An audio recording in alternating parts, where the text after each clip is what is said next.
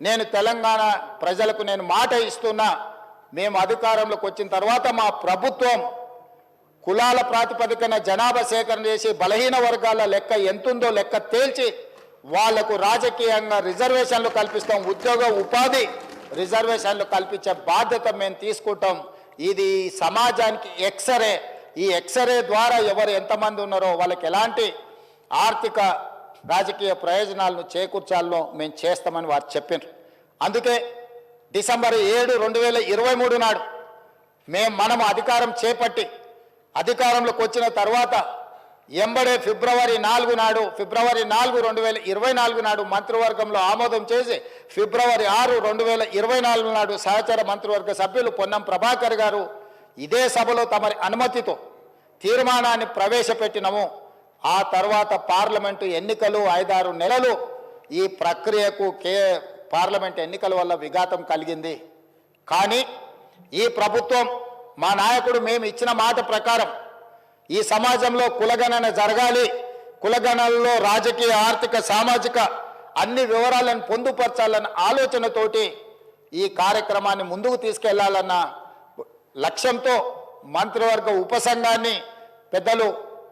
ఉత్తమ్ కుమార్ రెడ్డి గారి అనుభవాన్ని దృష్టిలో పెట్టుకొని వారిని, దామోదర్ రాజ్ నరసింహ గారిని, పొన్నం ప్రభాకర్ గారిని, దుద్దిల్ల శ్రీధర్ బాబు గారిని, సీతక్క గారిని కమిటీలో పెట్టి ఈ ప్రక్రియను మొత్తం ముందుకు తీసుకువెళ్లే ప్రయత్నం చేసినాం. ఈ ప్రక్రియలో భాగంగా బీహార్, అంతకుముందు కర్ణాటక రాష్ట్రాలు ఈ ప్రక్రియను చేపట్టి బీహార్ తీసుకొచ్చిన ఈ వివరాలను కోర్టులు కూడా వాటి మీద స్టే ఇవ్వడంతో తప్పిదం జరగొద్దు, ఇది పక్కడబందీగా ఉండాలి అని చెప్పి అధికారులను ఆయా రాష్ట్రాలకు పంపించినాం. అధ్యక్ష,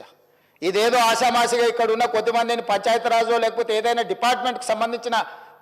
క్రింది స్థాయి ఉద్యోగస్తులను పంపించే వివరాల సేకరణ కాదు అధ్యక్ష. ఈ దేశంలోనే ఈ దేశానికి ఆదర్శంగా ఉండే ఒక దిక్సూచిగా మారాలని తెలంగాణ రాష్ట్ర ప్రభుత్వం ఇతర రాష్ట్రాలలో ఇట్లాంటి ప్రక్రియ చేపట్టి ఈ ప్రక్రియ న్యాయస్థానాల ముందు నిలవకపోవడం, ఈ ప్రక్రియ వల్ల జరిగిన నష్టాన్ని అంచనా వేయడానికి కూడా ఇతర రాష్ట్రాలకు అధికారులను పంపించి ఆయా రాష్ట్రాలలో జరిగిన పరిణామాలను మనమంతా కూడా ఒక స్టడీ చేసి అధికారుల నుంచి నివేదిక తెప్పించుకొని తద్వారా జనగణన ఏ విధంగా చేసిండ్రు, ఇతర రాష్ట్రాలలో కులగణన ఏ విధంగా నిర్వహించిండ్రు,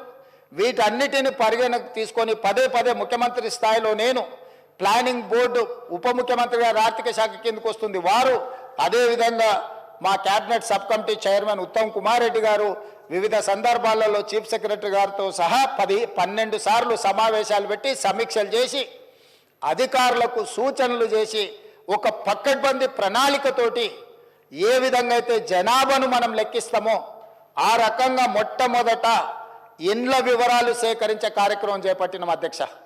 ఈ తెలంగాణ రాష్ట్రంలో ఉన్న పాత 10 ఉమ్మడి జిల్లాలలో ప్రతి గ్రామంలో, తండాలో, గూడెంలో ఇండ్ల వివరాలు సేకరించి ఆ ఇండ్లను అన్నిటిని కూడా ఎన్యుమరేట్ చేసి ఆ ఇండ్ల మీద స్టిక్కర్ అంటించి ప్రతి 150 ఇండ్లను ఒక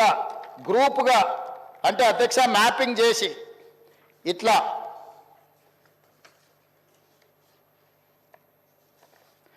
ప్రతి ఇంటిని కూడా ప్రతి ఇంటికి స్టిక్కర్ అంటించి ప్రతి 150 ఇండ్లను ఇట్లా మార్కింగ్ చేసి ఈ రకంగా 150 ఇండ్లను ఒక యూనిట్ కింద ఒక బ్లాక్ కింద గుర్తించి ప్రతి యూనిట్ని ఈరోజు నేను ఇంతకుముందు చెప్పినట్టు 94,000 పైచిలకు యూనిట్లుగా గుర్తించి వీటి ప్రతి ఏరియాకు ఒక్కొక్క ఎన్యుమరేటర్ని ఇచ్చేసి ఈ 150 ఇండ్లను రోజుకు 8 నుంచి 10 కంటే ఎక్కువ చేయకూడదు. ఎందుకంటే 10 కంటే ఎక్కువ చేస్తే వాళ్ళు తొందరపాటులో హడావిడిగా చేయాలన్న నిర్ణయంతో వాళ్ళు తప్పర్లు జరగడానికి అవకాశం ఉంటుందని చెప్పి వివిధ డిపార్ట్మెంట్లకు సంబంధించిన వాళ్ళు, teachers, agriculture extension officers, anganwadi teachers, IKP ఏపీఎంలు, bill collectors and assistant bill collectors, ward officers, Indira Kranthi Pathakam book keepers, chairman, environment engineers, Panchayati Raj secretary, junior assistant, record assistant, typist, work inspector, ఇట్లా ప్రభుత్వంలో ఉన్న వివిధ శాఖలకు సంబంధించిన అధికారులను ఈరోజు మనం వాళ్ళందరినీ పెట్టి ప్రతి ఇంటికి ఇలాంటి స్టిక్కర్ను అంటించినాం. అధ్యక్ష, మొదటి 3 రోజులు ఈ రాష్ట్రంలో ఉన్న అన్ని గృహాల యొక్క వివరాలను సేకరించి ఆ వివరాలన్నిటిని కూడా ప్రతి ఒక్కరి ఇంటికి ఇట్లా స్టిక్కర్ అంటించి ఫస్ట్ ఇండ్లను గుర్తించడం జరిగింది అధ్యక్ష. ఆ తర్వాత ప్రతి ఇంటికి మన ఎన్యూమరేటర్లు వెళ్ళి ఇట్లాంటి అప్లికేషన్లు తీసుకెళ్ళి అధ్యక్ష ప్రతి ఒక్కరి వివరాలు వాళ్ళందరితో సేకరించి 8 పేజీలల్లా అక్కడికి వెళ్ళి వాళ్ళతో మాట్లాడి వాళ్ళు ఇచ్చిన సమాచారాన్ని తీసుకొని వాళ్ళ సంతకాన్ని కూడా కుటుంబ యజమాని పేరు మొబైల్ నెంబర్తో సహా సంతకం వాళ్ళు తీసుకొని ఎన్యూమరేటర్ సంతకం తీసుకొని సూపర్వైజర్ సంతకం తీసుకొని ఈ రకంగా సమాచారాన్ని 8 పేజీలలో పూర్తి వివరాలతో కూడుకున్న వాళ్ళ పేరు, తండ్రి పేరు, వాళ్ళ కులము, వాళ్ళ ఆర్థిక స్తోమత, వాళ్ళ విద్య, గతంలో ప్రభుత్వం నుంచి ఏమైనా పథకాలలో లబ్ధి పొందినరా, గతంలో రాజకీయపరమైన రిజర్వేషన్లు ఏమన్నా పొందినరా, ఇట్లా పూర్తి స్థాయిల వివరాలతోటి ఆ కుటుంబం యొక్క వివరాలు తీసుకున్నాం అధ్యక్ష. ఇవన్నీ మాన్యువల్గా సేకరించి 76,000 మంది డేటా ఎంట్రీ ఆపరేటర్స్ని పెట్టి ఏ ఎన్యూమరేటర్ అయితే 150 ఇండ్లకెళ్ళి చేసిండో అతనే డేటా ఎంట్రీ ఆపరేటర్ దగ్గర కూర్చొని ఒక్కొక్క పేజీ తీసి కంప్యూటరీకరణ చేపించి పూర్తిగా ఈ డేటానంతా కూడా 76,000 మంది డేటా ఎంట్రీ ఆపరేటర్లు 36 రోజులు కష్టపడి ఈ మొత్తం అంతా కూడా క్రోడీకరించింది అధ్యక్ష. ఈరోజు ఇంత పకడ్బందీగా ఇందులో ఉండే పని చేసే వాళ్ళకు కూడా ఉద్యోగస్తులకు కూడా వాళ్ళకు ఒక బుక్లెట్ అధ్యక్ష. రాష్ట్ర స్థాయిలో ఎన్యూమరేటర్లకు శిక్షణ ఇచ్చినాం, ఆ తర్వాత జిల్లా స్థాయిలో సూపర్వైజ్ చేసే వాళ్ళకి శిక్షణ ఇచ్చినాం, ఆ తర్వాత మండల స్థాయిలో పనిచేసే వాళ్ళకి ఇచ్చినాం, ఆ తర్వాత ప్రతి 150 ఇండ్లకు వెళ్ళే వాళ్ళకు కూడా శిక్షణ ఇచ్చి ఎక్కడ తప్పు జరగకుండా ఎలాంటి ఇబ్బంది జరగకుండా వాళ్ళకు ఒక బుక్లెట్ ఇచ్చి ఒక మాన్యువల్ అంటే గైడ్ లైన్స్ లాగా ఒక పుస్తకం ఇచ్చి అధ్యక్ష వాళ్ళందరినీ కూడా వాళ్ళకి శిక్షణ ఇచ్చి ప్రభుత్వం పకడ్బందీగా వీళ్ళందరినీ కూడా వినియోగించుకున్నప్పుడు వాళ్ళందరికీ కూడా జీతభత్యాలు ఇచ్చినాం అధ్యక్ష. అంటే ప్రభుత్వ ఉద్యోగులైనా జీతమే కాకుండా అదనంగా పనిచేయించుకున్నందుకు కూడా వాళ్ళకు జీతభత్యాలు ఇచ్చి 160 కోట్ల రూపాయలు ఖర్చు పెట్టి ఈరోజు ఒక నిర్దిష్టమైన పకడ్బందీ సమాచారాన్ని ఈరోజు సేకరించినాం అధ్యక్ష. 7 దశాబ్దాలుగా పైగా ఈరోజు బలైన వర్గాలకు సంబంధించిన వాళ్ళు కావచ్చు, మైనారిటీలు కావచ్చు, మేము ఎంతమంది ఉన్నామో మా లెక్క మాకు చెప్పండి అన్నారు అధ్యక్ష. కనీసం మాకు నిధులు, మా రిజర్వేషన్లు, లేకపోతే మా ఉద్యోగ ఉపాధి అవకాశాలలో మేము మా భాగం అడగాలి అని అంటే కనీసం మా లెక్క తేల్చండి అని అంటే ఎవ్వరు కూడా వాళ్ళ మొలకించిన వాళ్ళు లేరు అధ్యక్ష. అందుకే ఈరోజు ఈ ప్రభుత్వం స్పష్టంగా నిర్ణయం తీసుకొని ఇది ఒక చారిత్రాత్మకమైన నిర్ణయం, రేపు సమాజం యొక్క అభివృద్ధికి ఇది ఒక దిక్సూచిగా ఒక మోడల్ డాక్యుమెంట్గా మారుతుందని చెప్పి ఈరోజు ఒక పకడ్బందీ ప్రణాళికతో చర్య తీసుకున్నాం అధ్యక్ష.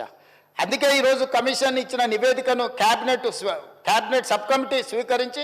ఈరోజు ఉదయం క్యాబినెట్లో దాన్ని చర్చ పెట్టి క్యాబినెట్లో ఆమోదింపజేసి ఈరోజు ఈ సభలో ప్రకటన చేస్తున్నాం అధ్యక్ష. ఎందుకంటే దీనికి పూర్తి స్థాయిలో చట్టబద్ధత కల్పించాలి. రేపటి నుండి ఈ నివేదిక రాష్ట్ర ప్రభుత్వం అమలు చేయబోయే సంక్షేమ పథకాలకు, అదేవిధంగా అభివృద్ధి కార్యక్రమాలకు, ఉద్యోగ ఉపాధి అవకాశాలకు, రాజకీయ వాళ్ళ అవకాశాల కోసం ఈరోజు ఈ నివేదిక పనిచేయాలన్నది ప్రభుత్వం యొక్క లక్ష్యం అధ్యక్ష. అందుకే ఈరోజు 46.25% ఉన్న బీసీలు, ఏబిసిడి, అదేవిధంగా ఈ గ్రూప్లో ఉన్న ముస్లిం మైనారిటీ బీసీలు ఏదైతే 10.08 ఉందో మొత్తం 56% పైగా ఉన్న బీసీలు అందరికీ కూడా ఈ రాష్ట్రంలో సముచితమైన గౌరవము. సిఐడి ఆహార మరియు పౌర సరఫరాల మంత్రివర్యులు శ్రీ ఎన్ ఉత్తమ్ కుమార్ రెడ్డి గారి అధ్యక్షతన కమిటీ ఏర్పాటు చేసింది. రాష్ట్రంలో సామాజిక, ఆర్థిక, విద్య, ఉపాధి, రాజకీయ మరియు కుల సర్వే, సమగ్ర ఇంటింటి కుటుంబ సర్వే నిర్వహించాలనే ముఖ్య ఉద్దేశంతో మంత్రిమండలి ఫిబ్రవరి 4, 2024న